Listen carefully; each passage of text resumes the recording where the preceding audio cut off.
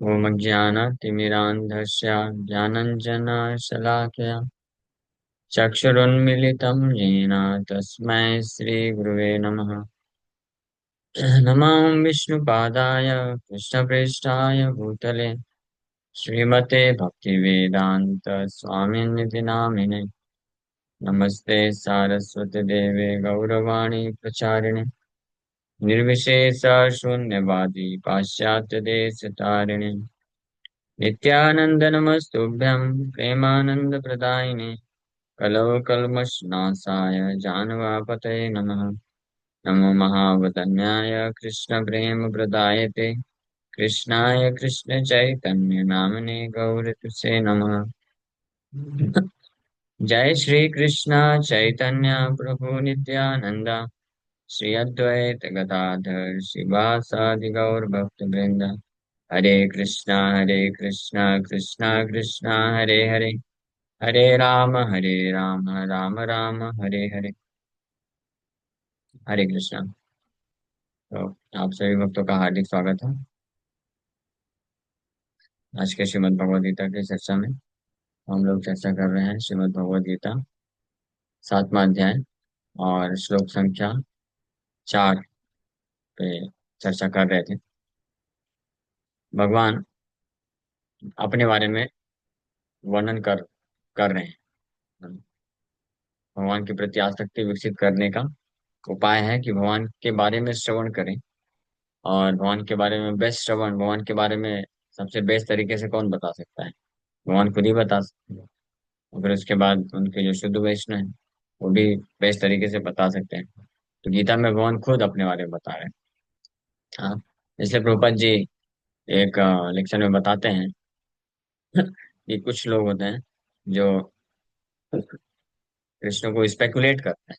Krishna is like this, Krishna is like that.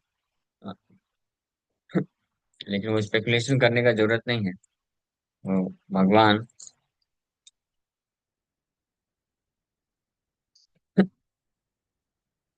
भगवान अ, खुद जब अपने बारे में बता रहे हैं,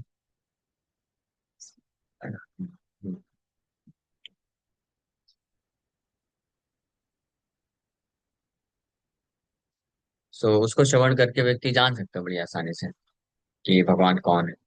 तो इसलिए भगवान हम सबके लाभ के लिए बता रहे हैं कि वो कौन है। भगवान कौन में ये सारी चीजें आती हैं कि भगवान क्या करते हैं, भगवान की शक्ति क्या है, शक्ति को कैसे इस्तेमाल करते हैं भगवान।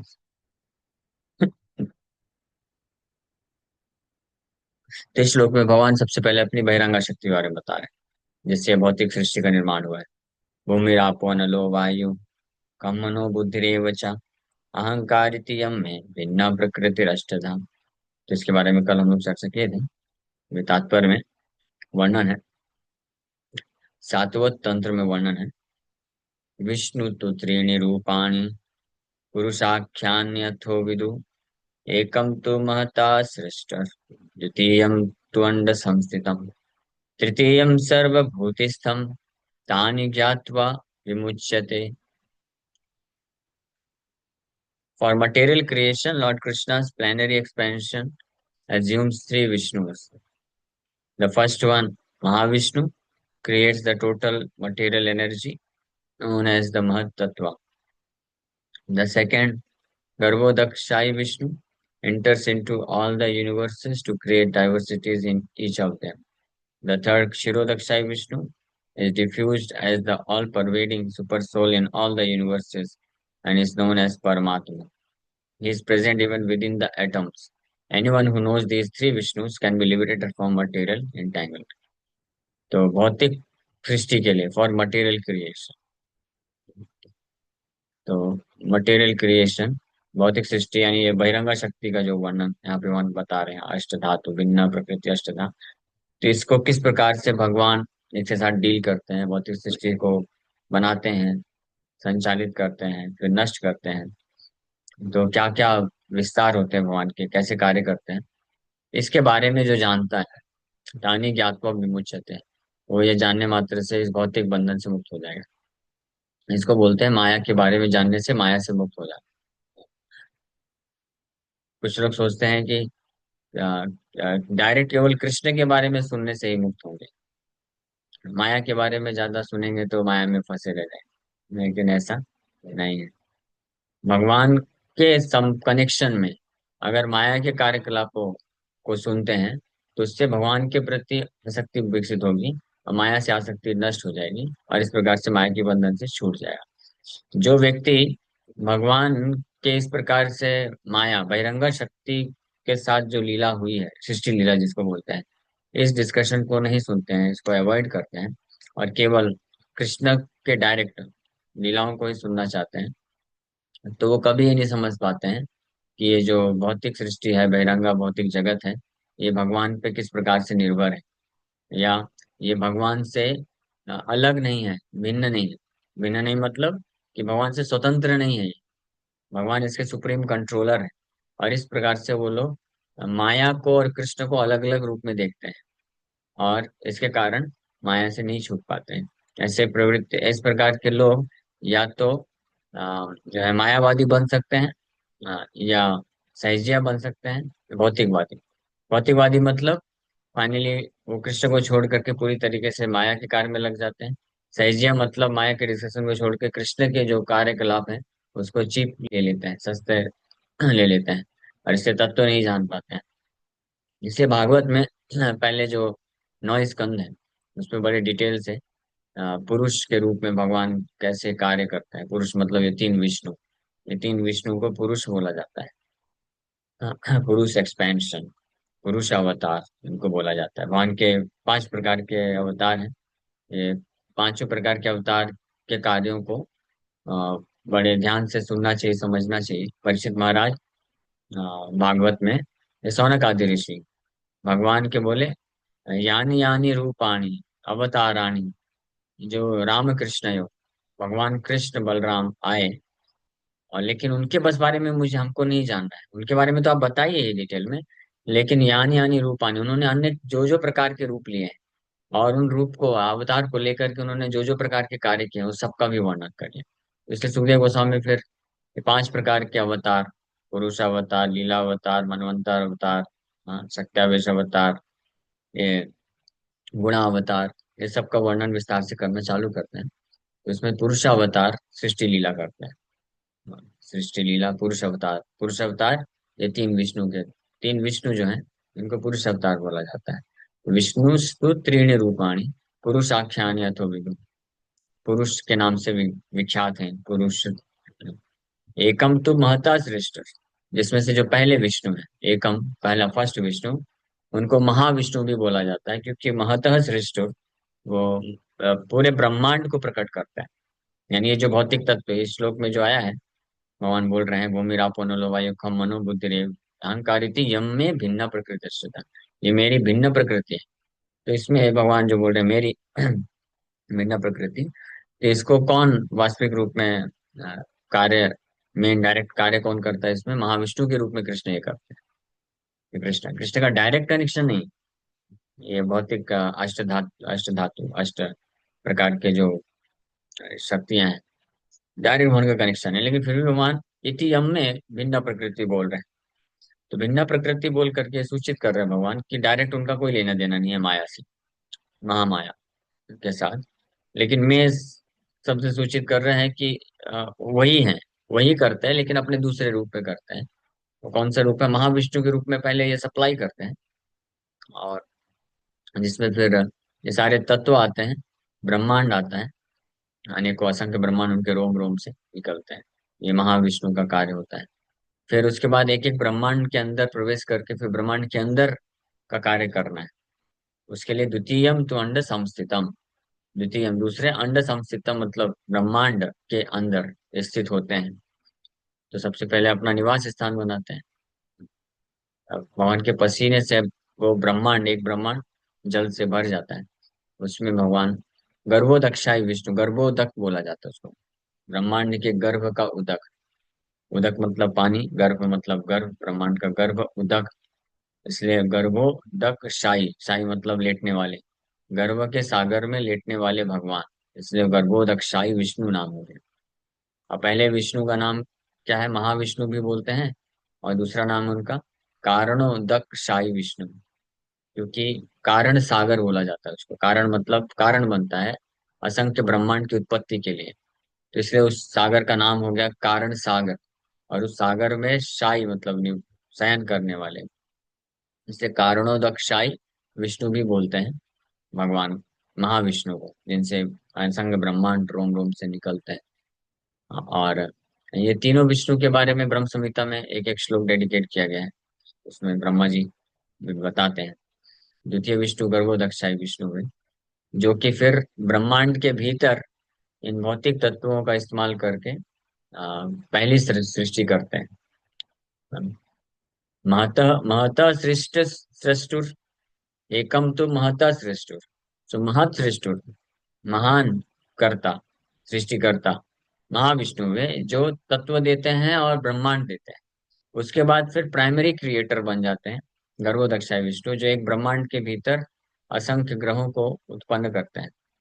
उनके नाभि पद्म से, कमल नाभि से कमल का पुष्प एक निकलता है, उसमें ब्रह्मा जी का भी पहले सबसे पहले सृष्टि होता है। चीफ इंजीनियर को पहले भगवान हाँ पैदा करते हैं। फिर उसके बाद ब्रह्मांड के जो बाकी जो कार्य है स्पीसीज वगैरह हैं, हाँ, वो फिर ब्रह्मा जी सेकेंडरी क्रिएटर बन जाते हैं। भगवान उनके ऊपर प्रोजेक्ट हैंड ओवर कर देते हैं, समझा देते हैं उनको मीटिंग करके, और फिर वो कार्य में लग जाते हैं। ये द्वितीयम होते हैं। फिर सृष्टि हो गई, उसके बाद इस सृष्टि को मेंटेन करना है। मेंटेनेंस का कार्य करने के लिए भगवान फिर तृतीयम सर्वभूत स्तंभ, तृतीय रूप में मेंटेन करके करने के लिए धार अहम धारयामी, गीता में भगवान बोलते हैं कि जितने भी ग्रह हैं, और न केवल ग्रह, ग्रह नक्षत्र और एक एक कण को सृष्टि कर दिए, उत्पन्न कर दिए महाविष्णु के रूप में तत्वों को, ये आठ आठ तत्वों को प्रकट कर दिए। और उसके बाद गर्भोदक्ष विष्णु के रूप में सृष्टि भी कर दिए, primary Srishti, creation assisted by Lord Brahma, secondary creation, सब कुछ तैयार हो गया। लेकिन इसको धारण करना पड़ेगा। धारण कैसे होगा? तो धारण करने के लिए भगवान तृतीय रूप लेते हैं, जिसको बोलते हैं सर्वभूत स्तंभ। सर्वभूत स्तंभ मतलब कि एक एक भूत मतलब एलिमेंट, एक एक तत्व में भगवान तृतीय विष्णु, जिनको शिरोदक्षाय विष्णु या परमात्मा भी बोला जाता है, उस रूप में फिर निवास करते हैं। तब ये जो है धारण हो पाती सृष्टि, नहीं तो सब सोती रह जाएगी। ब्रह्मा जी का ये एक्सपीरियंस था कि जब द्वितीय महाविष्णु गर्भोदक्षाय विष्णु सृष्टि कर दिए, प्राइमरी क्रिएशन कर दिए, ब्रह्मा जी उत्पन्न हुए, ब्रह्मा जी ने सेकेंडरी क्रिएशन कर दिया। लेकिन ब्रह्मा जी देख रहे हैं सब तैयार है, 84 लाख स्पीसीज तैयार है, सारे ग्रह नक्षत्र सूर्य चंद्र वरुण सब तैयार है, लेकिन फिर भी कुछ मूव कोई फंक्शन नहीं है, सब डेड पड़ा हुआ है। तो भगवान इस बात को फिर देखे कि अच्छा अभी हो गया काम, आगे का सेकेंडरी क्रिएशन कर दे, आगे का काम हो गया, तो अब नेक्स्ट फिर भगवान ही उस पूरे सृष्टि के एक एक तत्वों में प्रवेश करते हैं भगवान तृतीय विष्णु के रूप में, परमात्मा शिरोदक्षाय विष्णु के रूप में। और ये फिर तब जो है सब कुछ चलायमान हो जाता है। This universe becomes conscious. जैसे ये भौतिक शरीर है ना, ये शरीर आत्मा की उपस्थिति के कारण कॉन्शियस लगता है, चेतना युक्त लगता है, लेकिन वास्तव में शरीर डेड है। शरीर तो जड़ है ना, शरीर में चेतना कैसे हो सकती है? शरीर तो मिलके बना है पृथ्वी वायु जल अग्नि आकाश, earth water fire air ether से मिलके बना है शरीर। तो शरीर में कैसे चेतना हो सकती है? लेकिन शरीर में चेतना की अनुभूति होती है हमको, क्यों? Because of the presence of the soul. आत्मा की उपस्थिति के कारण शरीर जो है कॉन्शियस चेतन प्रतीत होता है, चेतन है। ऐसा लगता है, ऐसा भी हाथ उठाया मैंने तो ऐसा लगता है किसने हाथ उठाया? शरीर ने हाथ उठाया। शरीर जीवित लगता है ना, लेकिन वास्तव में शरीर हमेशा मृत है, शरीर जीवित है ही नहीं। लेकिन आत्मा क्यों? जैसे ये कुर्ता हमने पहना, तो कुर्ता अभी जब तक पहने रहते हैं तो कुर्ता भी मूव करता है, लिविंग लगता है। लेकिन जैसे कुर्ता को निकाल करके टांग दिया, तो टंगा रहेगा 10,000 करोड़ वर्षों तक भी, हाँ, कोई मूवमेंट नहीं, क्योंकि वो डेड है। उसी प्रकार से शरीर तब तक चलायमान रहता है जब तक इसमें आत्मा रहती है। आत्मा निकली, शरीर गया। आंखें होते हुए भी देख नहीं पाएगा, कान होते हुए सुन नहीं पाएगा, नाक होते हुए स्मेल नहीं कर पाएगा, हाँ, मुंह होते हुए बोल नहीं पाएगा। तभी तो जब किसी व्यक्ति का मृत्यु हो जाता है, उसका कोई बहुत खास स्वजन होता है, उसको हिला हिला के बोलते रहते, कुछ तो बोलो, कब तक सोते रहोगे? हाँ, तो अब नहीं बोलने वाला है वो, क्योंकि बोलने वाला व्यक्ति जो था वो चला गया। इससे पता चलता है कि हमको आप हम अगर कोई भी व्यक्ति किसी व्यक्ति से किसी कारण से आकर्षित होता है, आसक्त होता है, बहुत अच्छा बोलता है, बहुत अच्छा देखता है, बहुत अच्छा चलता है, ये सब कौन कर रहा है? शरीर नहीं कर रहा है, हम देख करके शरीर से आसक्त हो जाते हैं कि हाँ, लेकिन ये आत्मा कर रहा है। आत्मा गई, मुंह वही है, जीवा वही है, कंठ वही है, लेकिन बोल नहीं सकता, गा नहीं सकता। जैसे कोई बहुत सुंदर गाता है, सिंगर, तो आत्मा वो गई नहीं, तो वो कंठ होते हुए भी, जीवा होते हुए भी गा पाएगा? नहीं गा पाएगा। यानी कौन गा रहा था? आत्मा गा रहा था। उसको तो कभी देखा नहीं, जाना नहीं। और बाहरी बस, हाँ, ये वैसे ही हो गया जैसे कोई कोई व्यक्ति आया, बहुत सुंदर ड्रामा किया, और ड्रामा में बहुत सुंदर कॉस्ट्यूम पहना हुआ था, तो ड्रामा से सब आकर्षित हो गए। बाद में वो व्यक्ति अपना कॉस्ट्यूम निकाल के टांग दिया, और सब लोग जाकर के वो कॉस्ट्यूम के पास जा रहे हैं, बहुत अच्छा ड्रामा किया आपने, बहुत अच्छा, क्या बिंदास, क्या फैंटेस्टिक ड्रामा किया। उसका कोई सेंस बनता है? उसको क्या बोलेंगे? हाँ, सरल भाषा में क्या बोलेंगे वैसे? होलिसनेस बोलेंगे, मूर्खता बोलेंगे। वो व्यक्ति जो था जिसने ड्रामा किया, उसको तो किसी ने देखा नहीं, क्योंकि वो पूरा अपना ढक गया था कॉस्ट्यूम से, तो उसको तो कोई देखा नहीं। और उसको, उसका जो कॉस्ट्यूम जो टंगा हुआ है वो उसके पास जाके बोल रहे हैं। तो यही स्थिति हमारे यहाँ संसार में ऐसी हो चुकी है कि हम किसी न किसी व्यक्ति से, कुछ कार्यकलाप होता है, उसके कुछ गुण होते हैं, सुंदरता होती है, वाणी होती है, कुछ भी होता है, उससे आकर्षित होते हैं और सोचते हैं कि वही हमारा प्रेम है। लेकिन वास्तव में वो क्या है? वो आकर्षण का मुख्य व्यक्ति कौन है? वो आत्मा है, उसको कभी देखा नहीं, वो चली गई। तो इसलिए इसी प्रकार से ब्रह्मांड, ये ब्रह्मांड भी एक शरीर है। जैसे ये हमारा शरीर है, हम छोटे आत्मा है, तो छोटे आत्मा के लिए छोटा शरीर। भगवान परम आत्मा है, इसलिए भगवान के लिए बड़ा शरीर, ब्रह्मांड, यूनिवर्सल बॉडी। तो इसलिए यूनिवर्सल बॉडी भी तभी चलायमान रहती है जब परमात्मा यानी ब्रह्मांड की आत्मा जब उसमें रहते हैं, तब वो पूरा कार्य करता है। और कुछ लोग केवल भौतिक प्रकृति के कार्य से आकर्षित होते हैं, क्या भगवान क्या बनाया है सृष्टि, तो भगवान ने सृष्टि बनाया, तो भगवान के प्रति आकर्षित हो जाओ ना। भगवान की जो सुंदर सृष्टि है, वो तब तक सुंदर दिखेगी जब तक भगवान उसमें है, आत्मा के रूप में, परमात्मा के रूप में। भगवान जैसे ही गए, फिनिश, सारी सुंदरता खत्म हो जाएगी। जैसे ये शरीर जो है तब तक सुंदर दिखता है, तब तक इसको आप सुन सकते हैं, बात कर सकते हैं, जब तक आत्मा है। आत्मा गई तो ये शरीर को जो पहले बहुत प्रेम करते थे वही दूर भाग जाएंगे। हाँ, ऐसा एक एग्जाम्पल, रियल इंसिडेंट हुआ था।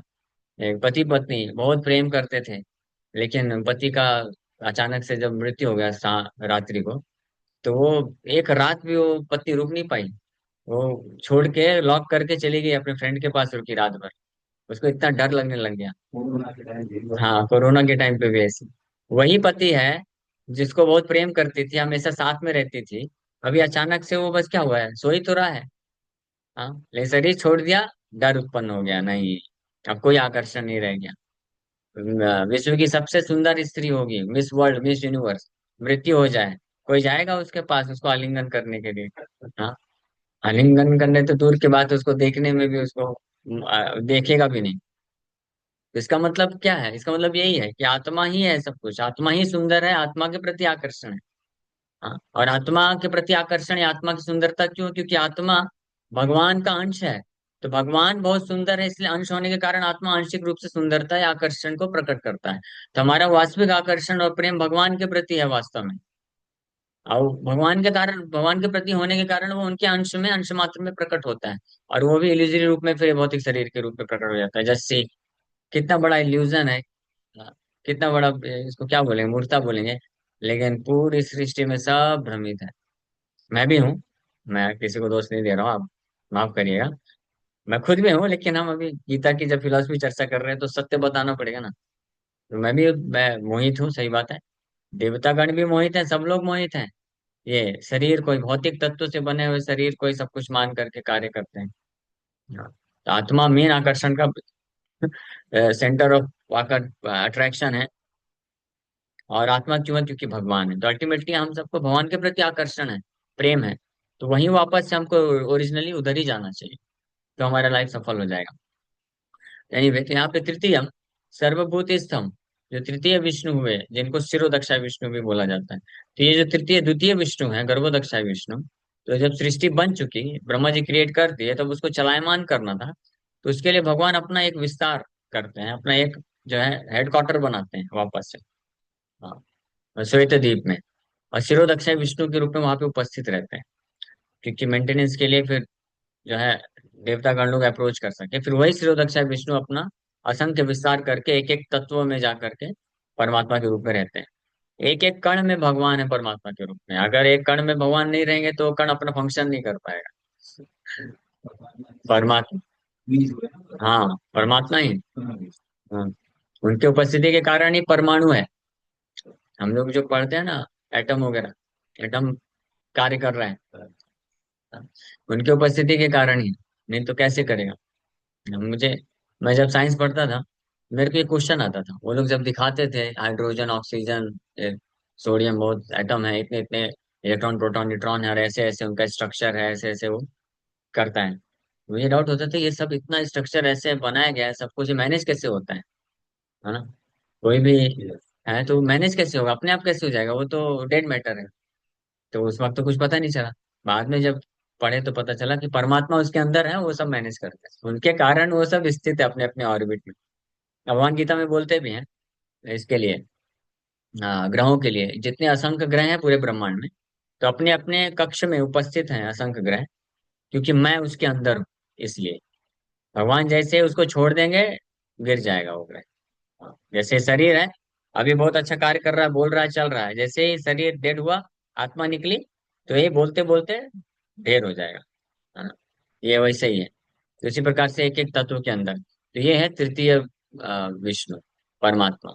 हाँ, इस प्रकार से कार्य करते हैं। और इनको, ये तीनों विष्णु के कार्य को इस प्रकार से डिटेल में जो जानता है, तानी ज्ञात्वा विमुच्यते, वो मुक्त हो जाएगा। क्योंकि जान जाएगा ना, मुक्त कैसे हो जाएगा, जान जाएगा कि सब कुछ भगवान पे निर्भर है।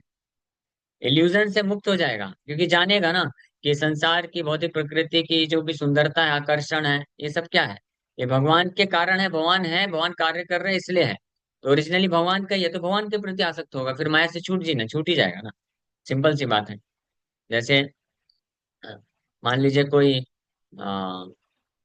कोई मशीन है, तो वो मशीन कैसे कार्य कर रही है, अगर किसी को ये फंक्शन उसको पता होगा, तो वो डायरेक्ट वो मशीन कैसे कार्य करती है उसके पास जाएगा, बाहर से बस।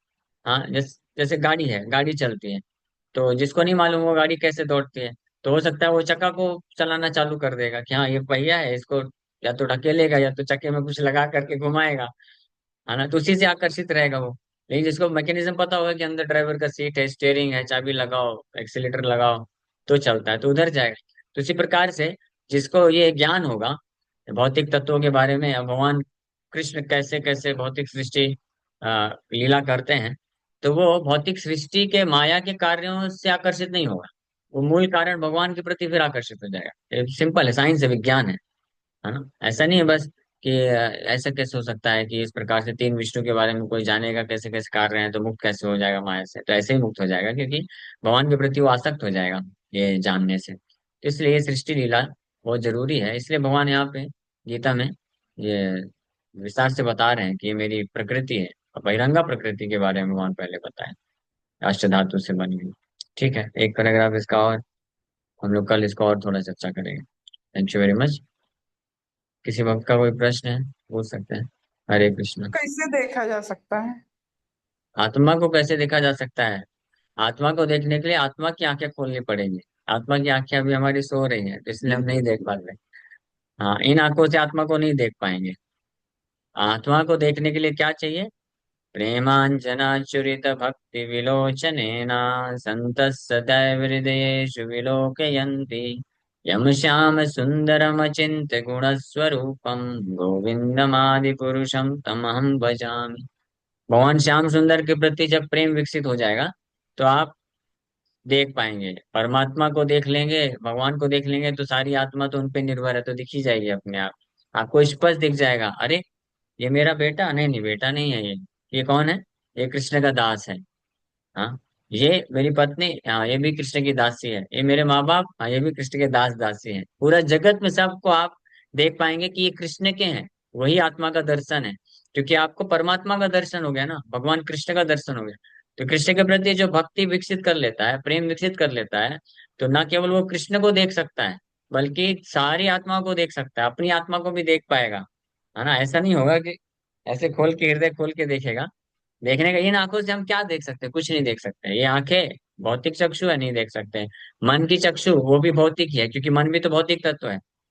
हाँ, सबसे पहला दर्शन होता है कम से कम ज्ञान चक्षु से होता है, शास्त्र पढ़ करके। लेकिन वास्तविक दर्शन जो होता है प्रेम चक्षु से होता है।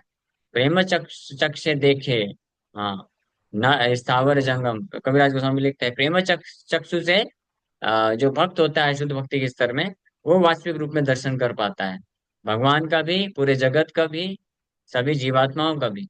उसके अलावा बिना प्रेम चक्षु ज्ञान चक्षु के जो इस संसार में देखता है, वो केवल माया देखता है। माया मतलब इल्यूजन, भ्रम, है ना। इसलिए आपको याद होगा एक बार मैंने बोला था कि जैसे ये क्या है, अगर आप इसको गिलास के रूप में देख रहे हैं, पानी पीने का गिलास, तो क्या है, ये मोह है, इल्यूजन है। इसको आप अगर मोबाइल के रूप में देख रहे हैं तो क्या है, इल्यूजन है। लेकिन जब वास्तविक दर्शन प्राप्त होगा तो आप देख पाएंगे कि ये क्या है, ये वास्तव में भगवान की शक्ति है, भगवान की सेवा के लिए है। और इस संसार की हर वस्तु, हर व्यक्ति भगवान का है, भगवान का अंश है, इसलिए भगवान के सेवा के लिए बना है। इस प्रकार से देख पाएगा। ठीक है, तो ऐसे आत्मा का दर्शन होगा। क्लियर प्रभु है। जी, जो भगवान की सेवा नहीं करता है तो उसको कैसे जाने कि ये भगवान का दास है? जो है तो भगवान का दास ही ना, भगवान का सेवा नहीं भी करता है तो आया कहाँ से। जैसे कोई माँ बाप है, उनके मान लीजिए तीन चार संतान है, एक दो लोग जो है वो नहीं करते हैं, मानते नहीं है कि मैं नहीं मानता इनको अपना माँ बाप। लेकिन उसके ऐसा बोलने से थोड़ी ना होता है। नहीं तो पैदा कहाँ से हुआ, पैदा तो माँ बाप से ही होगा ना। तो भले ही नहीं मानता है, बोलता है मेरा कोई माँ बाप नहीं है, तो भी ये तो हम जानते हैं, ये तो लॉजिक है, सिंपल सी बात है। क्या वो उसके ये माँ बाप हैं, वो मूर्ख है इसलिए मानता नहीं है। तो इसी प्रकार से जो भगवान को नहीं मानता है, भगवान का सेवा नहीं करता है, तो वो तो मूर्ख है। लेकिन जो भक्त होते, विद्वान होते, वो जानते हैं कि हाँ नहीं, ये भगवान का दास ही है, विमुख हो गया है, तो चलो इसको भी मैं जोड़ने का प्रयास करता हूँ। ठीक है। जी प्रभु। ओके। जी यस, प्रभु। ईश्वरा माता जी। हरे हरे कृष्णा प्रभु जी, पंचांग प्रणाम। हरे कृष्ण। प्रभु जी, आप अभी आत्मा के बारे में बोल रहे थे प्रभु जी, अच्छा लगा सुन के। लेकिन प्रभु जी, आत्मा को पता है भगवान के अंश है तो भी गलत कार्य क्यों करती है? और जो भी हाँ, कुछ अच्छा भगवान के बारे में बोलते तो क्यों सुनती नहीं और क्यों गलत रास्ते पे लेके जाती है ऐसा प्रभु हो ही जी? नहीं सकता है। अगर किसी को ये पता है, स्वीकार करता है कि मैं भगवान का दास हूँ, भगवान का अंश हूँ, तो भगवान का सेवा करेगा। गलत कार्य क्यों करेगा, माया में नहीं फंसेगा। अगर कोई ये करता है, इसका मतलब उसको नहीं पता है, सिंपल सी बात है। और आप बोलेंगे नहीं प्रभु जी, और वो तो गीता पढ़ते हैं, उनको मालूम है कि हम शरीर नहीं आत्मा है, तो बस वो सुने हैं, जानते हैं, मानते नहीं है। हाँ, तो इसलिए साक्षात्कार बोला गया है, आत्म साक्षात्कार। जब आत्म साक्षात्कार कोई प्राप्त कर लेता है तो तब बोल सकते हैं हम कि हाँ, कोई जानता है कि हम शरीर नहीं आत्मा है। तब वो कभी गलत कार्य नहीं करेगा, माया का कार्य, माया में नहीं फंसेगा कभी, इमीडिएटली मुक्त हो जाएगा।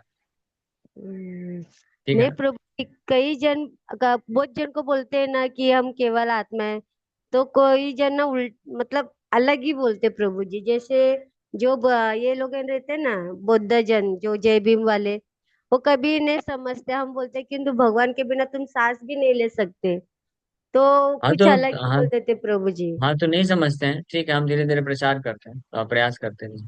ठीक है। ओके। ठीक है प्रभु जी, हरे यस। कृष्णा, पंचा मनिंदर, प्रणाम। मनिंदर जगदीश प्रभु। हरे कृष्ण जी, दंडवत प्रणाम। प्रभु जी, हरे। आपने बताया कि एटम और जो स्मॉलर मॉलिक्यूल्स होते हैं उसमें भी परमात्मा होते हैं। तो जीव के हृदय में जो परमात्मा है या एटम में जो परमात्मा है, उसमें कोई अंतर है या दोनों एक जैसे ही है? नहीं, एक ही है, कोई अंतर नहीं, एक ही परमात्मा है। वही चतुर्भुज, चतुर्भुज विष्णु रूप में है सबके हृदय में।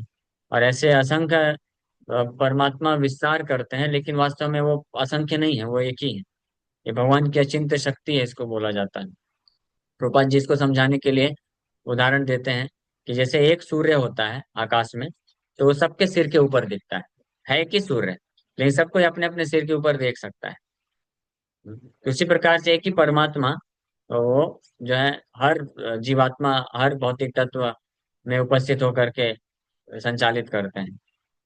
इसलिए ब्रह्म संहिता में बताया गया, अद्वैतम अच्युतम अनादिम अनंत रूपम। अद्वैतम मतलब वन विदाउट अ सेकेंड, मतलब द्वितीय नहीं, एक ही है। एको अस्ति द्वितीय न, एको ब्रह्म द्वितीय न अस्ति, एक ही है, दूसरा नहीं। लेकिन अनंत रूपम, अनेकों अनेकों रूप भी लेते हैं भगवान, तो भगवान की अचिंत शक्ति होती है। ओके। हरे कृष्ण। ठीक है, यहीं पे विराम करते हैं। Thank you very much. Hare Krishna.